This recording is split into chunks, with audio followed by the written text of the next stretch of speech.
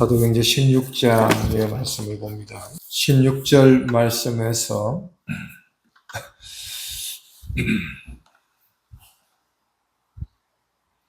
24절까지, 25절까지 말씀을 제가 읽겠습니다. 우리가 기도하는 곳에 가다가 저 많은 귀신 들린 여종 하나를 만나니 저모로 그 주인을 크게 이해하게 하는 자라. 바울과 우리를 쫓아와서 소리질러 가로되 이 사람들은 지극히 높은 하나님의 종으로 구원의 길을 너희에게 전하는 자라 하며 이같이 여러 날을 하는지라. 바울이 심히 괴로워하여 돌이켜 그 귀신에게 이르되 예수 그리스도의 이름으로 내가 네게 명하노니 그에게서 나오라 하니 귀신이 즉시 나오니라.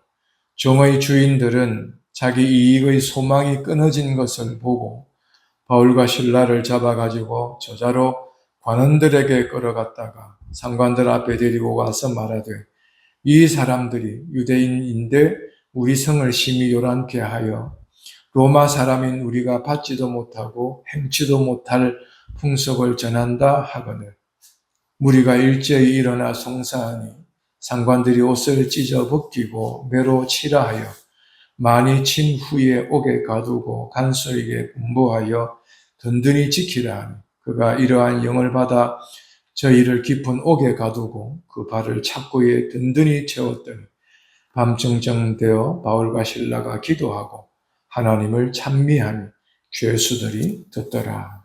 아멘.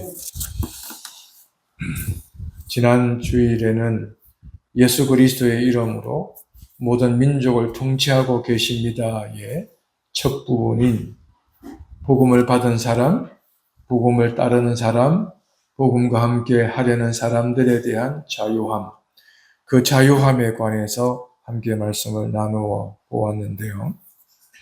특별히 우리가 기억할 것은 그 자유함이라는 것은 하나님과의 관계, 그리고 사단과의 관계, 이러한 것들에 있어서 근본 죄의 문제를 하나님이 해결하셨다 하는 말씀을 나누었고요.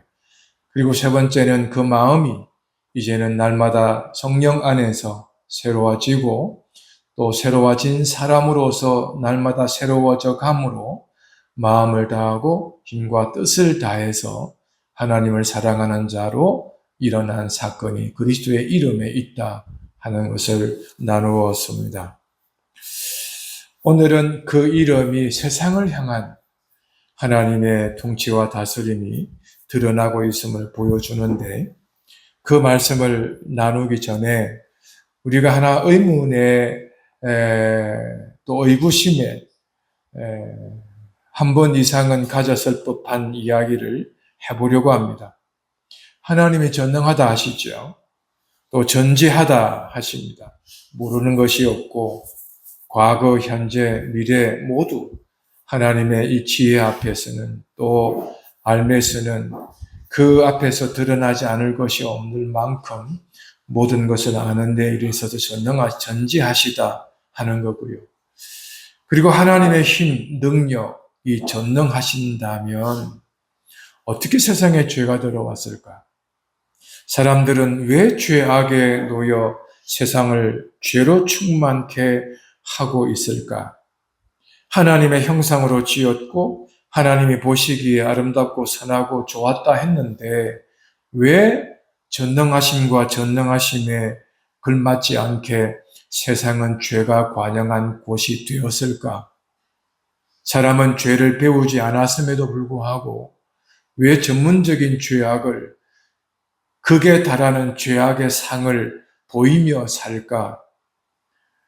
어제와 다르게 오늘은 악한 사람이 되고 오늘과는 달리 내일은 보다 선한 사람이 되는 이 변덕스러운 인간이 어떻게 전능하신 전지하신 하나님의 작품 안에서 일어났을까? 이런 의구심을 가져볼 수 있었을 겁니다.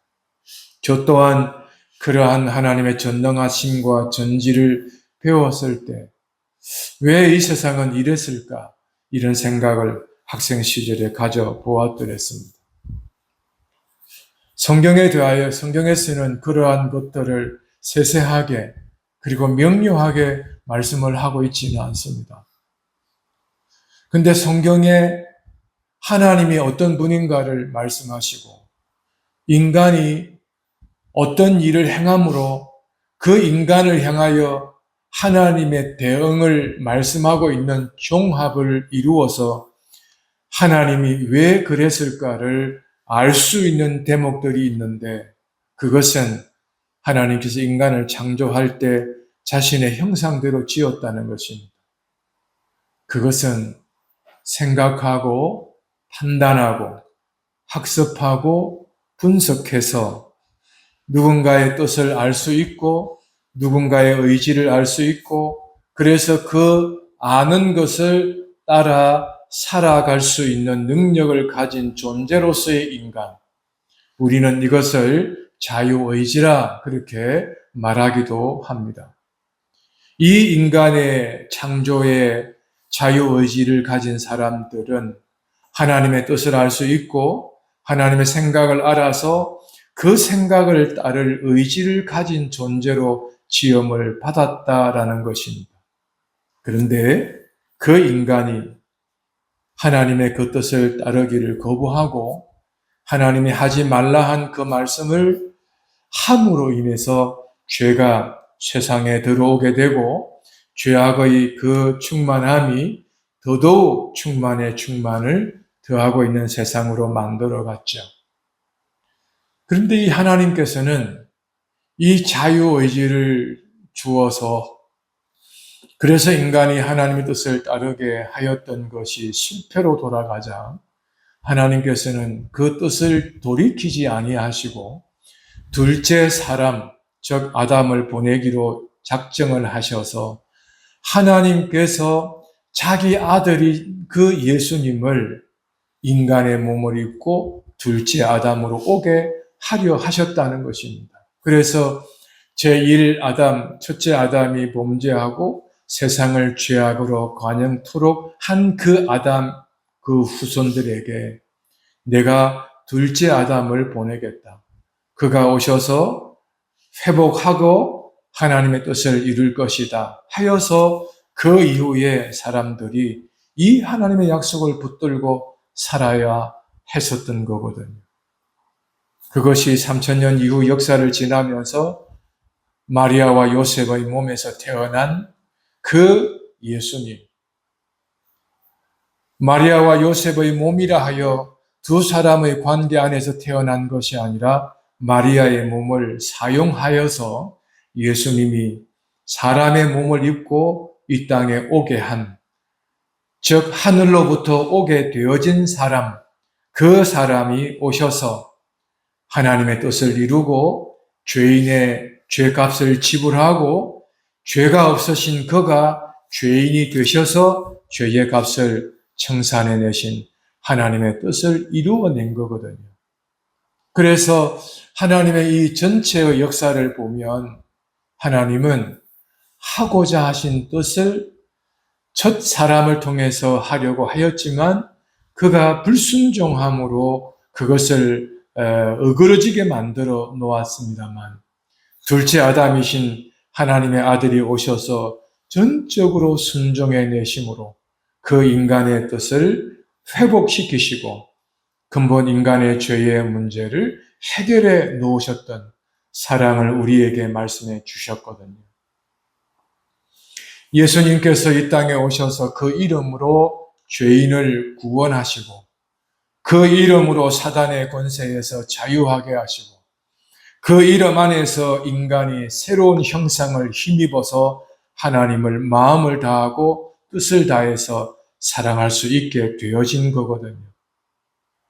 그 이름이 주는 하나님의 통치와 다스림은 정말 전능하시고 전지하신 하나님을 드러내놓고 또 놓기도 충분한 하나님의 이름이 그 예수 이름으로 드러나고 있는 거거든요. 자, 그 예수님의 이름이 개개인을 구원하여 근본 죄의 문제를 해결하고 죄악의 원수된 사람들의 마음을 하나님에게로 돌이켜 하나님과의 관계를 아름답게 선하게 만들고 세상 속에 있는 세상에 속한 사람들을 하나님의 나라에 속하게 한 그 사건이 이제는 그 사람들을 통하여서 하나님께서는 어떤 뜻을 더욱 이루어 가고자 하셨는가를 보여주고 있는데 16절에서 18절을 보십시오. 사도들은 기도하는 것이 일상이었다. 복음을 전하는 것이 일상이었다.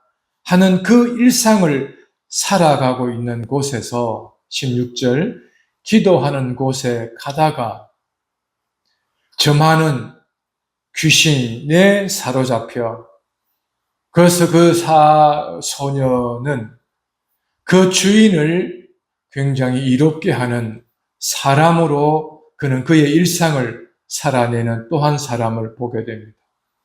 사도는 기도하는 일에 저 많은 귀신 들린 여종 하나는 그 점으로 주인을 이롭게 하는 일을 하고 있는 일상 안에서 만남이 이루어지고 있습니다. 근데 17절에 이 여종은 영적으로는 사단의 종이요 육체적으로는 그의 주인의 여종으로서 있는 사람. 그러나 기도하는 것을 찾던 이 사람은 하나님의 종으로서 드러나고 있는데 17절 중반에 지극히 높은 하나님의 종으로 구원의 길을 너희에게 전하는 자. 지금 이 사실 앞에서 두 종이 언급이 되고 있습니다. 하나는 하나님의 종이요, 하나는 영적으로는 사단의 종이요, 육체적으로는 주인의 종인 이 여종의 만남이 여기서 이루어지고 있습니다. 여러분, 우리가 살아가는 삶에 있어서 정체성에 대한 확인도 필요한데요. 우리는 하나님의 자녀로 살아가는 일상과 하나님의 자녀가 아닌 그들은 세상 속에 사단의 종으로 그리고 세상 속의 일상에서 속한 사람으로 살아가고 있는 정체성이 분명히 서로 다른 사람들이 만나서 함께 공동체를 이루고 있다는 사실에 대하여 우리는 우리의 정체성이 무엇인지를 꼭 기억해 둘 필요가 있습니다. 교회를 다니는 사람으로서 그 정체성을 유지하기는 쉽지는 않아요. 왜냐하면 교회를 다닌다는 것만으로 그가 정체성을 가진다는 것은 쉽지 않은 인생을, 구분 지을 수 없는 인생을, 거룩과 속한 것에 대한 경계를 이룰 수 없는 인생으로 살아가게 됩니다. 여러분, 절에 다니는 사람, 절에 안 다니는 사람, 이 세상을 살아가면서 경계가 분명하지 않잖아요. 촛바일이 되었어야 그 경계가 그렇구나를 알 수 있지. 일상을 살아가면서 불교가 종교인 사람과 그렇지 않은 사람의 경계가 달라지는 것이 있는가요? 물론 그 중에 불심이 강한 사람들은 그렇게 살아가는 사람들이 있을 수 있을 겁니다. 마찬가지로 교회를 다니는 사람으로서 다니지 않는 사람과의 정체성에 있어서 구별점, 특별히 다른 점, 이것을 찾는 것은 어렵습니다. 또한 우리가 정체성이 분명해야 하는 사람으로서 하나님의 자녀요 그리스도에게 속한 사람으로서 그 경계를 확인하지 않고 살아가는 사람이라면 역시 우리도 경계를 정하기 어려운 삶을 살게 됩니다. 교회를 안 다닌 사람이나 교회를 다니는 신자, 성도, 하나님의 백성으로서의 그 뚜렷한 정체성을 구분하기가 어려워요. 좀 더 세밀하게 말씀을 드리면 우리 스스로가 구별된 생각을 안 하고 살기 때문에 경계를 짓기가 매우 어렵습니다. 근데 성경은 이 사실에 대하여 귀신의 종이요 그 저 많은 여종을 통하여서 이득을 챙기는 주인에게 있어서 그 여종의 입에서 하나님의 종이라고 하는 정체성이 드러나고 있습니다. 여기서 중요한 거 하나를 또 보셔야 됩니다. 종교인으로 살아가는 사람들은 이 귀신 들린 사람이 이렇게 말해주는 것에서 매우 자기의 정체성에 대하여 자부심을, 자랑스러워함을 확인하여서 그렇지라고 하는 안도감을 가질 수 있을 겁니다. 그러나 바울은 18절에 이같이 여러 날을 하고 있는 가운데 매우 괴로워하고 있습니다. 성도의 자존심과 기독교인이라고 하는 종교인의 자존심이 여기서 차이가 나게 됩니다. 성도의 자존심은 모두가 괜찮다 하는 그 가운데 괴로워할 수 있습니다. 어쩌면 괴로워해야 하는 경우도 있습니다. 세상의 문화적인 영역 안에서 가장 많이 접하는 것이 SNS의 이 핸드폰에서와 TV 앞에서일 겁니다. 그리스도인의 정체성에 관하여 내가 누구인가를 순간 기억하지 않고 그것에 내 눈을, 내 마음을 두게 될 때는 구분점이 사라지게 됩니다. 그래서 마구 즐기게 됩니다. 곁에서 뭘 말을 하자면 뭐 어때? 라고 반응하게 됩니다. 성도의 자존심이 여러분 어떤 것인가를 이 18절에서 좀 볼 수 있다면 귀신 들린 여정이 지극히 높은 하나님의 종이요 구원의 길을 너희에게 전하는 사람이라고 하는 이 말에 굳이 바울이 괴로워해야 할 이유가 있을까요? 저도 여러분들에게도 성도에게 있어서의 거룩한 자존심이 살아서 발휘될 수 있기를 기대합니다. 언제든 말이죠. 불의를 행하고 불법을, 편법을, 상식을, 윤리와 도덕을 벗어나서 그래서 무엇인가 하나님께 영광을 돌리고 있는 상황이라면 사람들이 그에게 잘했다 칭찬하는 그 말에 자존심 상해할 수 있어야 합니다. 정도를 걸어가지 않으면서 무엇인가 잘 되고 내가 생각한 대로 되고 그래서 그것에 내 기쁨이 거기서 얻어지는 경우라면 사람들의 기도 많이 함, 신앙생활을 잘함, 하나님을 열심히 찾더니 라고 하는 이 불신자들의 말에 복음의 관심자들의 하는 말에 마음을 놓고 그렇지 하는 자존감을, 확신을 거기에 둔다는 것은 참으로 자존심이 상해야 할 것입니다. 하나님을 사랑하지 않는 사람, 하나님과 거리가 먼 사람, 하나님의 말씀에 관하여 관심이 없고 경험에 관심을 두고 있는 사람들로부터 칭찬을 듣는 경우라면 여러분 그 칭찬에 대하여 자존심이 상해할 수 있어야 할 것입니다. 현재 하나님을 사랑하지 않는 사람으로부터 나에게 하나님을 사랑하는 사람이라는 평가를 받는다면 그것이 무엇에 근거하였을까요? 하나님에게 민감하지 않는 사람들로부터 내가 하나님께 굉장히 민감한 사람이라는 평가를 받는 그런 칭찬에 대하여 그렇지, 주변의 사람들도 그럴 것이야 라고 칭찬해 될 때 거기에는 이 바울의 일행과 같이 심히 괴로워하는 삶이 있어야 한다는 것입니다. 여기에 마음을 다하고 뜻을 다해서 그렇지, 사람들이 나를 몰라주는데 귀신 들린 사람이 나를 알아주니 얼마나 영험한가 이런 이야기를 할 수 있겠죠. 만약에 그렇다면 다른 것에서 찾아야 할 것입니다. 그 다른 것이 무엇인지를 18절 마지막 부분에서 확인할 수 있을 겁니다. 귀신에게 명령합니다. 내가 네게 명한다.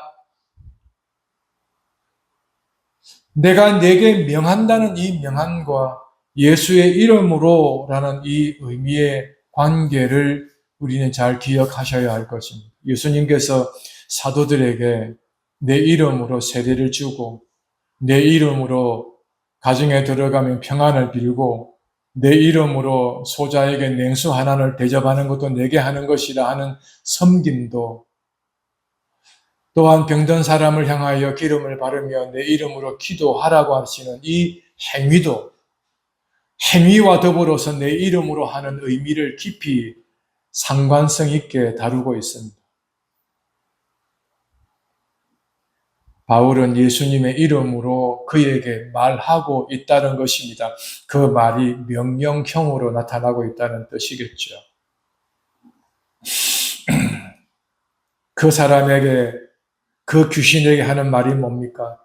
그에게서 나오라, 그만 나오너라 라는 것입니다. 그만하지, 그만하고 나오지, 나오라는 것입니다. 예수님의 이름으로 내가 너에게 지금 말하고 있다, 이 의미이겠죠. 여러분, 우리가 예수님의 이름으로 나의 소원을 기도하는 것이나 타인의 기도 제목을 내가 기도하는 것이나 그 타인의 아픔을 향하여 내가 예수의 이름으로 복을 비는 것이나 바울이 지금 하고 있는 것이 크게 다르지 않다는 점을 기억하시면 좋겠어요. 그래서 내가 하나님께 나의 문제를 기도하든 타인의 문제를 기도 제목을 기도하든 누구의 이름으로 하느냐가 중요합니다. 예수의 이름입니다. 섬김도 사랑도 마찬가지입니다. 이것이 그가 해야 하는 자존심이기도 하죠. 귀신 들려 점치는 여인의 그 말과 상관없이 바울은 그가 해야 할 일을 하고 있는 겁니다. 자, 여기서 첫째, 바울의 일행이 세상을 향하여 하고자 하는 것이 뭘까? 세상 속에서 내가 누구인가와 내가 세상 속에 어떤 사람으로 보내어짐을 받았는가에 관한 정체성에 대한 이해입니다. 우리는 가정 안에서는 부부로 또 한 가정의 자녀로 살아가고 있는 존재이지요. 그 존재가 직장 생활에서는 직장인으로 살아가는 또 하나의 내가 누구인지에 대한 정체성이 하나 더 붙게 되죠.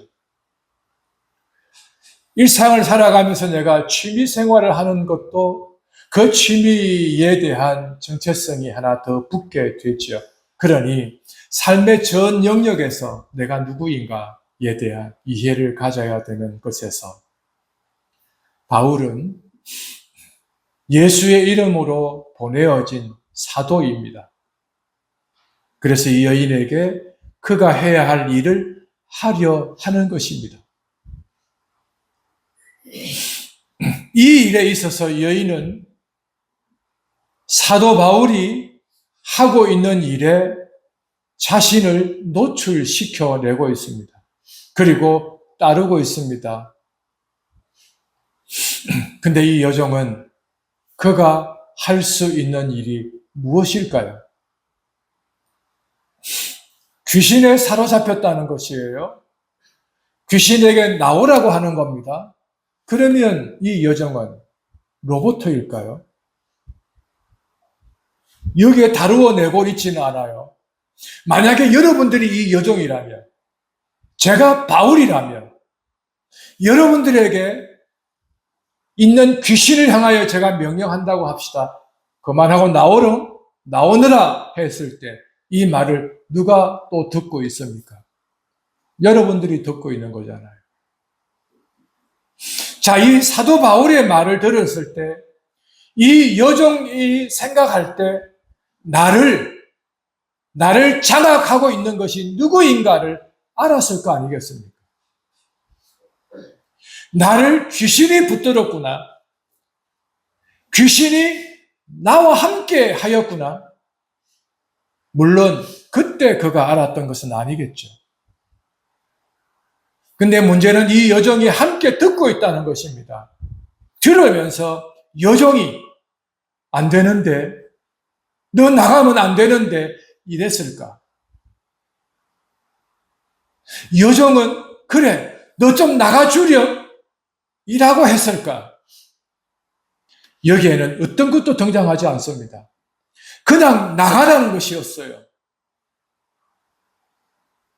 누가는 이 여종에 대하여 다루고 있지 않아요. 자, 오늘 우리에게 이 말씀을 하면서 바울에게 먼저 관점을 돌리는 것은 세상 속에서 예수의 이름을 알리고 예수의 이름이 아니라 귀신, 다른 어떠한 영향력에 의해서 지도, 지배, 압도, 장악, 당하여 살아가는 사람들을 자유하게 해야 하는 바울의 사명이 여기에 있었다는 것을 말해 주려고 하는 것이었죠. 그래서 그 여인에게 근본의 문제를 해결해 주려 하고 있습니다. 여러분, 우리가 살아갈 때 우리가 누구인지에 대하여, 내가 어떤 사람인가에 대하여 안다면 내가 관계하는 사람들을 만나면서 그에게 있는 근본의 문제를 바라보는, 그의 문제를 아는 이 지혜와 통찰력을 가질 수 있어야 할 것입니다. 많은 정보가 내게 들어올 겁니다. 많은 이야기가 내 귀로 들어와 내 마음을 흥분케 할 수 있을 겁니다. 그러나 그러한 가운데 자기의 정체성을 잘 알아서 자존심을 굳게 하여 그 자존심을 세워서 하나님의 아들 예수의 이름으로 귀신 들린 자를 자유케 해내는 것처럼 우리가 만나는 사람들의 근본의 문제를 해결해 주므로 그들로 하여금 자유케 하는 일을 일으키고 사는 삶이 되었으면 합니다. 우리가 만나는 사람 많죠. 우리가 만나는 사람들 중에서 기가 막힌 사람들도 볼 수 있을 겁니다. 왜 저런 사람이 저렇게 저 지경이 되었을까? 왜 저 사람은 저렇게 살아야만 할까? 왜 저 아이는, 왜 저 청년은, 왜 저 어른은 저렇게 살아야만 할까? 이런 생각이 들 때가 있는 사람들을 마주할 수 있을 겁니다. 저도 다양한 사람들을 주중에 많이 만나곤 합니다. 자기의 감정을, 자기의 화를 절제하지 못하고 억누르지 못하여 스스로의 화가 발생하여 타인을 언어의 폭력으로, 행위적, 물리적 폭력으로 모두가 운동하려고 나왔다가 건강을 챙기려 나왔다가 반갑고 즐거운 마음으로 나왔다가 속상해서 떠나는 사람들이 있더라는 거예요. 그러한 사람들은 제게도 하죠. 이유 없이 제게도 하죠. 그럴 때는 대응하고 싶은 마음도 여기까지 턱 밑까지 차오를 때가 있습니다. 그래서 순간에 자신을 통제할 수 없을 만큼 위기가 닥쳐올 때가 있습니다. 그리고 이내 마음을 다스려서 왜 저분이 저럴까? 왜 저럴까? 어떻게 하면 도울까? 이런 생각으로 바뀌어지기도 합니다. 근데 최근에 그분에게 너무나도 아름다운 말을 들었습니다. 기분이 좋았습니다. 날아갈 듯 했습니다. 왜 그랬을까? 그냥 그분을 알아주었을 뿐이었습니다. 수고하셨다. 애쓰셨다. 오늘은 활동량이 굉장했었다. 굉장했었거든요. 그랬을 때 그분은 평소에 보지 못했던 그 아름다운 얼굴을, 해맑은 얼굴을 그렇게 입술에는 그 아름다운 언어로 제게 응대해 주셨던 것을 기억합니다. 그렇구나. 알아주는 것이었구나. 이런 생각을 해보게 되었습니다. 이것은 인간관계의 한 기술일 뿐이고 한 면일 뿐입니다. 그러나 근본 그의 화병은 남아있는 거겠죠. 그래서 근본의 그 사람에게 있는 화를 어떻게 하면 극복해 할 수 있을까 기도하고 있습니다. 그분도 교단은 다르지만 어느 교회의 집사님이시래요. 그런데도 그렇다는 거예요. 자세히 알게 되었는데 그분은 한쪽 눈에 실명이 될 만큼 한쪽 눈으로는 볼 수 없고 한쪽 눈으로만 본다는 거예요. 그러니까 축구하면서 공을 옆 사람에게 패스할 때 이쪽으로 보는 것이 아니라 이쪽으로 보면서 패스를 해주는 것이었어요. 알고 보니 그분의 몸이 다른 메시지를 갖고 있었던 거예요. 여러분, 이 사람들을 보면 어떤 사람은 한쪽 귀가 청력이 마비되어서 한쪽 귀로만 듣고 있는 사람이 있어요. 근본의 문제를 안다는 것은 매우 중요합니다. 그래서 그 근본의 문제를 알아주는 것, 함께하는 것이 굉장히 중요하죠. 그 근본의 문제를 터치하니 달라지더라는 거예요. 바울은 근본의 문제에 대하여 그 귀신을 향하여 명령하고 있습니다. 나오라.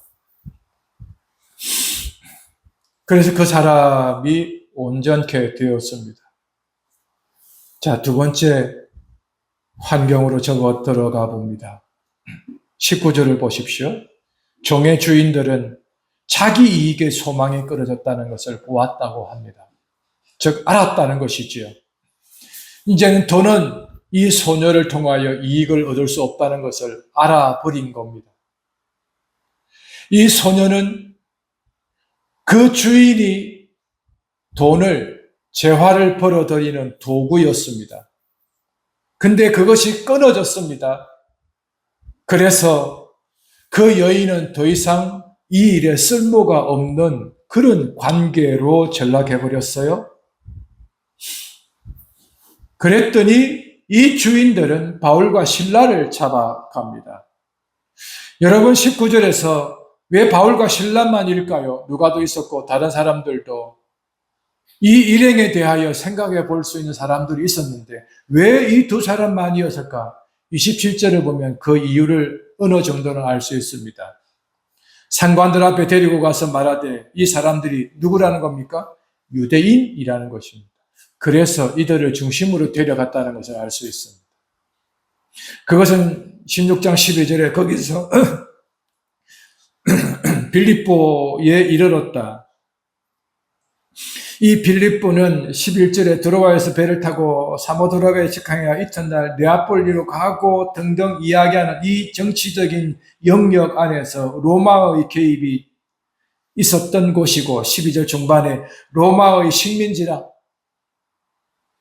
정책적으로 남자들을 이 성에서 이 지역에서 많이 축소시킨 정책을 이곳에서의 상황으로 이해할 수가 있습니다. 그러니 유대인이라고 하는 이에 있어서 정책과 로마의 관계와 멀리 있지 않다는 것을 가늠해 볼 수 있는 대목입니다. 자, 이 주인들은 바울과 실라를 잡아다가 이렇게 고발하고 그리고 이 사람을 잡아서 감금을 하고 그래서 감옥에 집어넣는 것까지 이 일을 이루어 가고 있습니다. 여기에서 자본주의 시장 안에서 일어나는 현상과 사람 개개인에게 일어나는 불이익에 대한 인간의 반응을 여기서 엿볼 수 있습니다.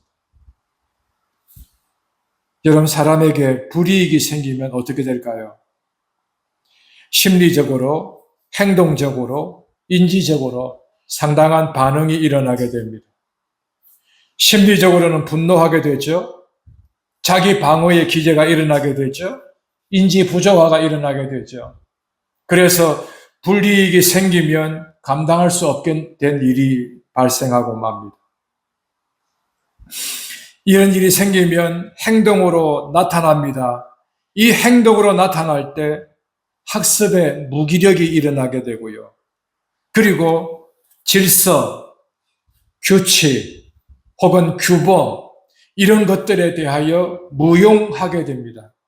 그리고 자기 중심적으로 해석해버리고 맙니다.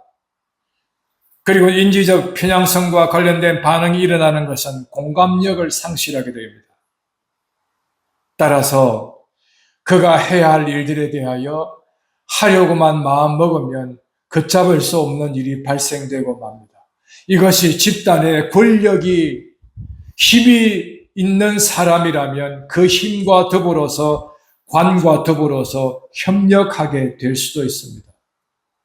개인은 분노하고 그리고 과잉 행동으로 드러나고 이상 행동으로 드러나기도 하지요. 그게 우리 사회에 불이익이 일어나게 되면 나타나는 현상과도 같습니다. 지금 미국, 중국, 일본, 대한민국 이 중심의 나라들을 바라보면서 국익에 대하여 반하는 일과 국익을 이루고자 더 늘리고자 하는 나라의 반응들을 우리는 보고 듣고 스스로 학습된 것이 있을 것입니다. 나라든 개인이든 불이익에 대하여서는 견디지 못합니다. 이것은 우리들도 마찬가지입니다. 신앙생활하고 있는 우리들도 불이익이 생기면 혹은 이익이 생기지 않으면 어제의 형제도 오늘의 원수가 돼요. 그렇게 해서 이상 행동을 할 수 있습니다. 여러분, 한결같은 사람이 내게 있다면 항상 업고 다니십시오. 가장 가까운 가족들이 내게 한결같다면 그는 나보다 큰 사람이라는 것을 인정하십시오. 사람은 한결같을 수가 없습니다. 왜냐하면 내가 한결같지 않기 때문에 그래요. 한결같지 않는 나를 한결같이 대하여 준다는 것은 그는 나보다 큰 사람이라는 것을 알아두셔야 합니다. 자본주의 시장 안에서는 한결같을 수가 없어요. 직장도 더는 쓸모가 없으면 비싼 월급 줘가면서 나를 데려고 살아가 주지 않습니다. 이게 자본주의 시장이요. 이익이 중심이 되는 사회 안에서 일어나는 현상이라고 할 수 있겠죠. 자, 이런 곳에, 이런 세상에 우리가 도내움을 받았다 하는 것입니다.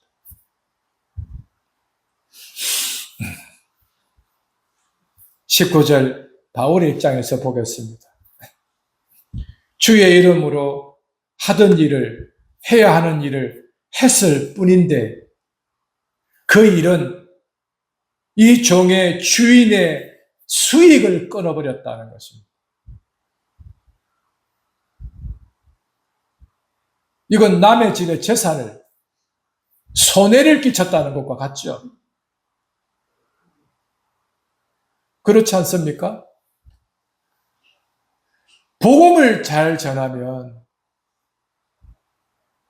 손해를 끼쳐요.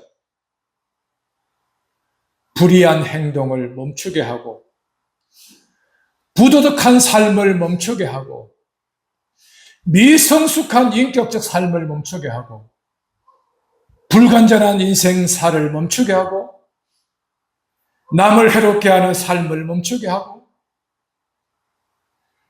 검소하지 못한 삶을 멈추게 하고, 다 멈추게 합니다. 복음의 정신은 거친 언어를 멈추게 하고, 생각을 멈추게 하고, 행위를 멈추게 하고, 이렇다는 거예요. 복음이 주는 것이야, 그런 이야기입니다. 여러분, 우리가 그리스도의 사람입니까? 복음의 사람입니까? 그리스도와 함께하는 사람입니까? 그렇다면 우리가 있는 그 영역 안에서 하나님이 없는 사람은 불편하게 돼요. 불의를 향하는 사람들은 우리 때문에 불편하게 됩니다. 부도덕한 사람들은 우리 때문에 불편하게 됩니다. 이게 복음의 사람이에요. 그리스도의 이름으로 사는 사람의 삶이라는 거예요. 그것뿐만 아니에요. 자기 이익의 소망이 끊어진 것을 보고 바울과 실라를 잡았다고 합니다. 체포했다는 거예요. 그리고는 잡아가지고 저자로 가는 데에게 끌고 갔습니다. 죄인이 되는 거예요. 복음 때문에 살았는데, 복음으로 살았을 뿐인데, 이 주인에게만큼은 죄인이 되는 것입니다. 그리고는 20절 상관들 앞에 데리고 갔습니다. 이 상관들은 이 주인과 매우 가까운 사람이에요. 여러분, 여기서 의로운 사람이 살아가는 길에서는 소수의 형제가 있을 뿐, 불의를 행하는 사람들은 많은 형제가 있을 수 있습니다. 참 놀라운 것은 옳은데, 선한 일인데, 착한 일인데, 해야 할 바른 일을 했을 뿐인데, 죄인이 되는 경우, 죄인이라고 여기며 죄인이라고 고발하는 사람이 잘못됐다고 평가를 해야 될 세상인데,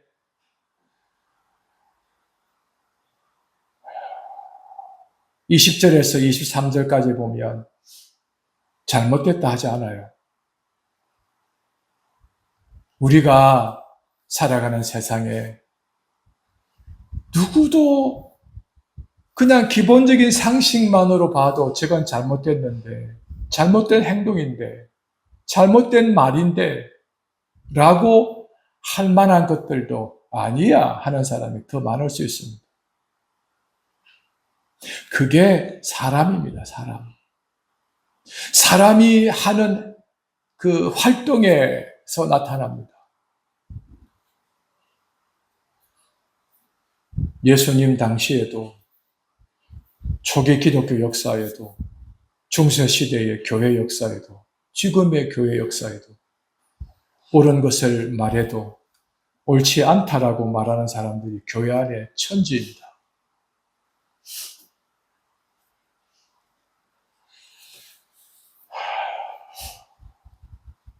(20절) 중반에 보면 우리 성을 심히 요란케 한다.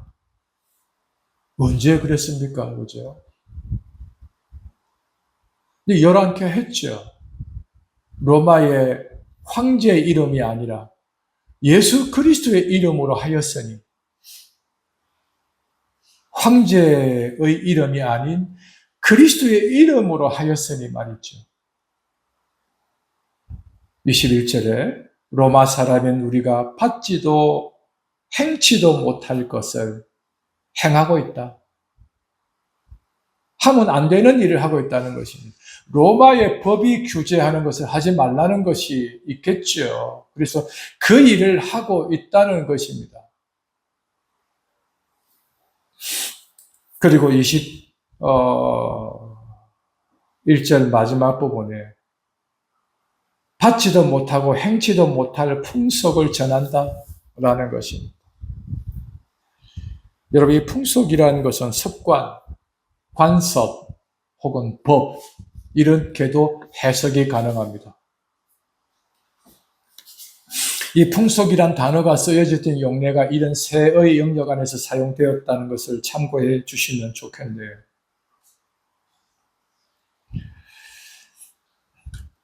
로마는 사실상 역사적으로 유대인들과 깊은 관계를 가지고 있는 것은 사실이에요.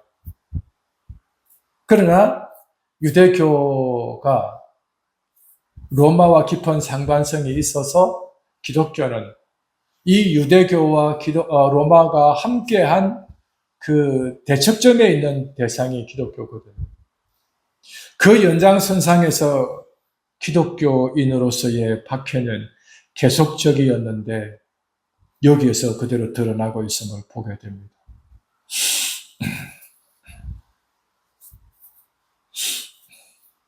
22절에 무리가 일제히 일어나 송사하고 상관들이 옷을 찢어 벗기고 매로 치고 23절에 그 매가 많이 쳤다고 하죠.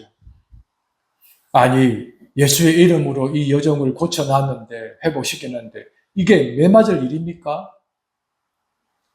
입고 있던 옷을 빼앗겨 찢김을 당해야 할 일입니까? 욕먹을 일 아니잖아요. 이게 무슨 욕먹을 일이겠습니까? 근데 예수의 이름으로 산다는 것은 세상 사람들은 이해가 불가능합니다.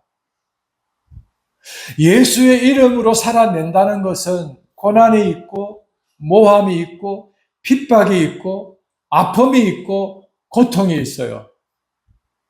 때로는 억울함도 있죠. 분노의 대상이기도 하겠죠. 죄수가 되는 일도 마다하지 않아야 될 일이 있게 되지요. 참 기가 막힙니다. 이랬는데 어떻게 예수의 이름으로 살자 할 수 있겠어요, 그죠? 예수의 이름으로 충만함을 입어 살아갑시다. 성령 충만을 받아 살아갑시다. 어떻게 말할 수 있겠어요? 이런 일을 당한다는데. 여러분, 이게 하자고 되겠습니까? 살아가자고 한들 되겠습니까? 우리네 신앙을 한번 들여다보면 예수님을 알아갈 때, 예수님을 사랑하는 것이 가능했을 때, 내가 예수님의 사랑을 많이 받고 있구나를 알아서 내가 예수님을 막 사랑하려고 했을 때, 그때 우리는 어떻게 살았나요? 내가 오해를 받거나, 내가 미움을 받거나, 내가 예수님을 전하려고 할 때 주변 사람들이 말려서 속상한 일을 겪거나 이랬을 때 괜찮다 했던 적이 있지 않나요? 아무 상관이 없어 그냥 내 하던 일을 계속 했었던 생활을 여러분들이 갖고 있지 않나요? 그게 복음과 함께 사는 사람의 능력입니다. 그런 힘을 잃었다면 속히 회복하는 은혜가 있기를 바랍니다. 예수님 한 분만으로 만족해야 하는 그런 은혜가 있었으면 좋겠습니다. 이런 일을 내가 바울의 입장에서 이런 일을 겪는다면 오케이, 괜찮아요 라고 할 수 있는 그런 신앙의 고백이 함께 하기를 바랍니다. 그러니까 이게 예수님의 이름으로 살아간다는 사실에 대하여 이런 어려움을 겪는 곳 세상에 우리가 있다는 것이에요. 자, 세 번째. 25절. 밤중쯤 되어서 바울과 실라가 뭘 하고 있습니까? 기도하고 있습니다. 그리고는요, 하나님을 찬미하고 있습니다. 자, 어떤 상황인지를 보십시오. 자, 22절에 23절만 볼까요? 억수로 많이 맞았어요. 그죠? 많이 맞았고, 그 다음, 23절에 보면, 상과 지휘관은 간수에게 든든히 지키라 명령을 받죠. 이 든든히 지킨다는 말은 네 목숨을 걸고 지켜라 이 뜻이거든요. 자, 밤중쯤 되었습니다. 어떤 상황의 밤중입니까? 목숨을 걸고 지키는 사람이 있는 그 감옥에서의 밤중입니다. 그죠? 자, 두 번째 볼게요. 24절에 그 명령을 받은 간수는 바울과 실라를 어떻게 합니까? 깊은 옥에 가두었다. 옥중의 옥에 가두었다 하는 거겠죠. 그리고요, 그 발을 착고에 든든히 채웠다. 절대로 자기의 힘으로 빠져나올 수 없도록 했다 이 말입니다. 든든히 채웠다. 든든히 지키라 하였다. 목숨을 걸고 지키고 있는 것이기 때문에 허술하게 채웠지는 않았을 겁니다. 이런 상황에서의 밤중, 나는 나 스스로는 깊은 감옥에서 이 든든히 차인 착고에서 목숨을 걸고 지키고 있는 이 감옥에서 간수에게로부터 절대 자유할 수 없는 곳이었어요. 자, 여기서 밤중, 그 한밤은 하나님께서 창조하셨을 때 이 밤은 인간에게 허락한 안식의 시간입니다.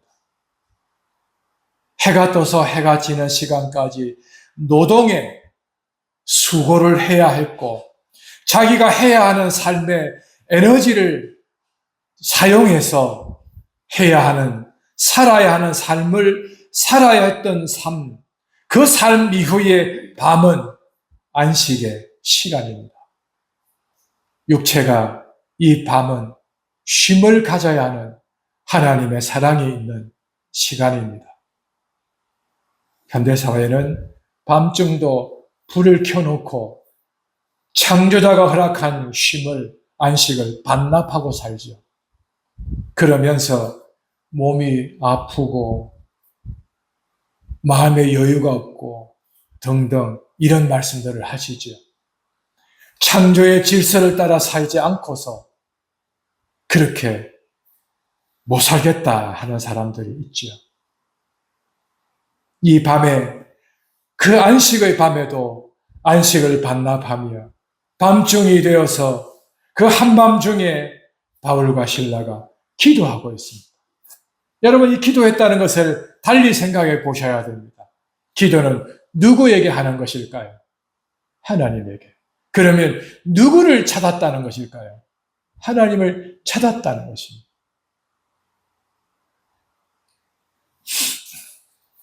우리 시대에 자신이 어찌할 수 없는, 자신의 힘으로 도저히 헤어나올 수 없는 삶을 한밤중에 마주할 때, 육신도 영혼도 안식할 수 없는 이 깊은 밤에 하나님의 백성이 찾아야 할 대상은 하나님이십니다. 그 하나님을 찾아서 하나님이 자신에게, 자신이 하나님에게 있음을 확인할 수 있기를 바랍니다. 이때에 기도자는 누구의 이름으로 하나님을 찾게 될까요? 예수님의 이름입니다. 여러분, 우리가 이 세상의 영역 안에 살아가면서 낭패를 안 당해야 하고 선한 일을 했음에도 불구하고 이 기막힌 일을 당했을 때 사람들은 우리를 향하여 실패자라, 낭패를 당한 사람이라, 풍랑, 사회를 어지럽게 하는 사람이라 이런 평가를 하려 할 때, 하고 있을 때, 그럼에도 불구하고 찾아야 할 대상은 하나님이다 하는 것입니다. 그래서 끊임없이 내가 아무 일이 없을 때도 하나님을 찾았던 것처럼 일이 있을 때도 하나님을 찾는 사람이 되어서 많은 사람들이 우리를 바라볼 때 저 사람은 하나님밖에 없구나, 이런 영향력을 나타내는 그리스도인으로 살아갈 수 있기를 바랍니다. 이게 얼마나 중요한지 몰라요. 하나님을 찾는 것. 자, 그리고 그에게 있어서 하나님을 어떻게 합니까? 찬미하고 있어요. 아, 이쯤 되면 하나님 왜 이렇게 하셨습니까? 왜 이렇게, 아니 내가 그 아름다운 잔치상을 바랬습니까? 아니면 이 사람을 고쳤으니 그 칭찬이라도 좀 이렇게 하지 않고서요. 이렇게 이런 일을 좀 겪게 하십니까? 원망도 할 수 있지 않아요? 아니면 좀 하나님 왜 이렇게 하십니까? 막 뭔가 이렇게 정리되지 않는 하나님께 투정도 할 수 있지 않을까요? 그런데 누가는 바울과 실라가 하나님을 찾았고 그 다음에요. 그 하나님을 찬미했다. 원망하지 않았다는 사실입니다. 하나님 이 일을 통해서 하나님 영광을 받으시라. 하나님이 하실 일을 하시라. 하나님께서 이 일에 대하여 주관하시라. 그 찬미란 것이 찬송의 개념으로서 노래했다 이렇게 말하지만 마시고요. 원망하지 않았다. 불평하지 않았다. 그 하나님을 높여드렸다는 사실입니다. 낮아진 자신들을 향하여서 비참해진 자신들을 두고 하나님을 높였다는 거예요. 여러분, 이 세상에서 우리가 어떻게 비참해지든 선한 일을 했음에 불구하고 비참한 꼴을 겪는다 할지라도 하나님을 높이는 그런 찬미하는 사람들이 되기를 바랍니다. 여러분들도 저도 돌아보면 누군가에게 좀 속을 털어내놓고 싶은 사람을 만나게 되면 기가 막힌 말을 하고 싶은 내용들이 있지 않겠어요? 그럼에도 불구하고 하나님을 찬미할 수 있다면, 그죠? 하나님을 찬미하며 하나님을 높여드릴 수만 있다면 그 일을 하는 게 좋지 않겠습니까? 그죠? 하나님께 기도하고 어떻게 해요? 하나님을 찬미하더라. 그게 우리였으면 합니다. 그게 나였으면 하고 말씀을 전하려고 하였습니다. 자, 26절 마지막 결론입니다. 이에, 자, 이에 25절 마지막 부분에 죄수들이 듣고 있는 그 시점에 바울이 그 상황에서 하나님을 찾고 찬미할 그때 후련히 큰 지진이 나고 옥터가 움직이고 문이 열리고 모든 사람의 매인 것이 다 부서졌다. 간수가 자다가 참 이게 상황이 묘하죠. 목숨을 걸고 지켜야 했던 이 간수가 자고 있어요. 물론 다른 사람에게 지키라 했겠죠. 그리고는 이 간수는 자고 있는 상황에 이 책임을 지고 있는 이 상황에서 어떤 일이 벌어졌는가를 깨어서 보니 결과 어떻게 될까요? 27절에 마지막 부분에 든든히 지키라, 목숨 걸고 지키라 했던 이 말에 근거하여 이런 상황이 벌어졌으니 27절 마지막 부분에 간수는 어떻게 합니까? 금을 빼어서 자결하려고 하죠. 세상은 이래요. 사람들은 이렇습니다.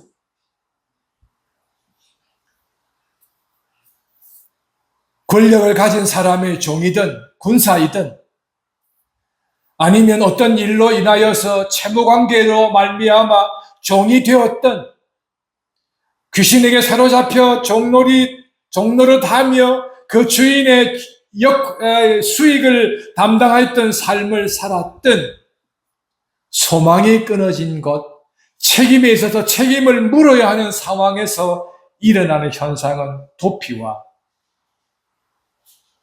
아니면 삶으로부터의 도피를 하려는 것이 일상입니다. 우리네 대한민국에서도 최근에 정부